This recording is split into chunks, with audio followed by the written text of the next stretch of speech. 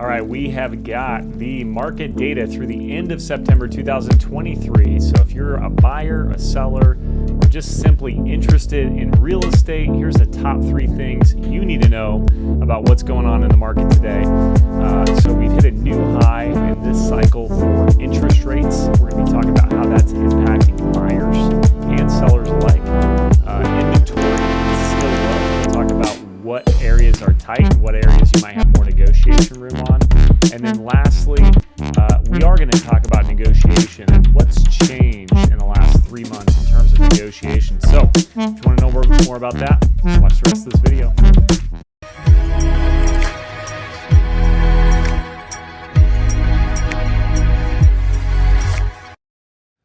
First on the docket is interest rates. We have hit a new cycle high for the 30-year fixed.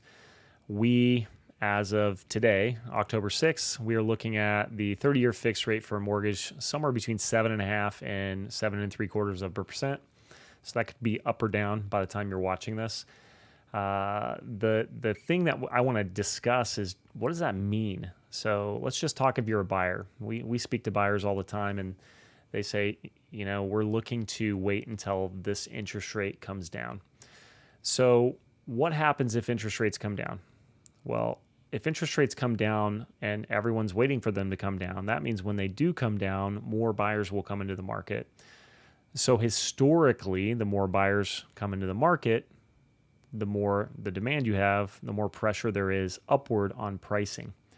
So we'll look at inventory in a second and see if that's going to be impacting you in any way. The other piece is, if you buy today and interest rates don't come down, let's say they go up. So it's 7.5% today, and a year from today, we're looking at 9.5%. Most people would be happy that they locked in 7.5%. So logically speaking, with inventory as low as it is, given the circumstances, if you are looking to buy, you would want to lock the rate in today, buy the home that you want, move in, don't be worried about it. If rates do come down, that means demand should go up, which means your pricing should go up. And typically you'll have the opportunity to refinance. If the pricing goes up, you should have equity. There's also FHA and VA loans out there that allow what's called a streamline refinance. That allows you to do a refinance without the property going up in value. So something to consider. And you'd want to talk to a lender about that to get specific information. So let's make sure we understand, what interest rates being high means, and exactly how you want to approach that as a buyer.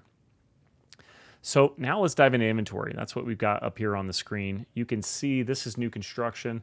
I'm actually going to jump over. It's pretty flat month over month. I'm going to jump over to our resale. And in looking at the resale, we've seen the inventory come down a little bit. We also saw, closed and pending units come down a little bit. Pending units, we lost about 10%, and inventory came down about 5%. That's pretty typical in September. You'll see people saying, you know what, we tried to sell it, but the school year's starting. We're going to wait until spring. That's a pretty common response. So this doesn't surprise me. This is all pretty standard procedure. Now you can look year over year, inventory's down, roughly 50%, not quite 50%, probably 40%, from 1482 down to 902. So that's interesting. What is really interesting to me on this chart is we still have an average of 2 months supply in Ada County. Now, just for reference, for those of you that have not been watching these videos, a balanced market is somewhere between 5 and 7 months of supply.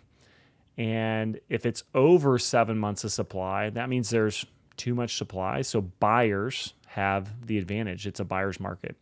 If it's under 5 months of supply, that means there's not enough supply and the sellers have the advantage. So with us being under, at 2 months of supply, it is still a buyer's market, even with interest rates as high as they are.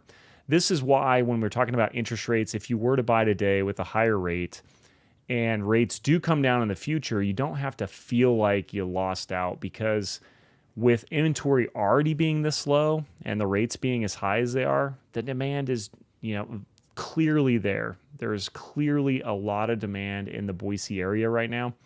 And as a seller, you want to make sure you understand that as well. Plenty of people out there looking to buy homes. Now, what I wanted to discuss was the negotiations. You can see, I'll zoom in here a little bit. Let's see here. If we come to this sold to original ratio, just a year ago, maybe, if you go back 2 years ago, this was all over 100%, every single category.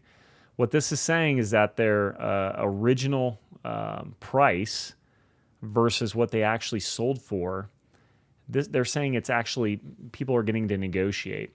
Now, one of the reasons I like this document is that we can discuss with our buyers and sellers both. We can let our sellers know, hey, this is what we should expect to negotiate. And then we can let our buyers know, hey, this is what you should expect to get based on what's happening on average in the market. Now, it's not 100% accurate for every single scenario. If something hits the market day one and it gets 5 offers on it, which is still happening today, then obviously you're not going to be able to negotiate downward on that price very much. But if something's been sitting on the market for 30 days or 60 days, then that's worth considering. The other thing is if you scroll down there to the bottom right, you can see the average days on market's 40.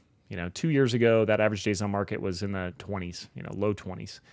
So we're seeing, sellers should be expecting some more time to be on the market, and buyers should be able to see homes for a little bit longer. They don't necessarily have to get into the home in the first 8 hours, or they're not going to be able to buy it. So that's what's changing in the market. Definitely wanted to keep you guys in the loop on what's happening here. The takeaways for you is even with rates rising, demand is still there. Inventory is still low. There's a lot of sellers who are choosing to stay put in their homes, which is why interest rates are staying down, which is why prices are staying down, because inventory is staying down. So this kind of weird melting pot has got us to this point where we are in this low inventory situation, even with interest rates being higher. So words of wisdom that I love to share with anyone when I get asked, when's a good time to buy? The best time to buy is when you have a good enough reason and you can afford it. If you have a good enough reason to buy, check, and you can afford it, check, then you just need to go forward and buy with confidence, because timing the market is a fool's errand. So thank you guys so much for checking this video out. If you have questions or comments, please reach out to us. We would love to help you out.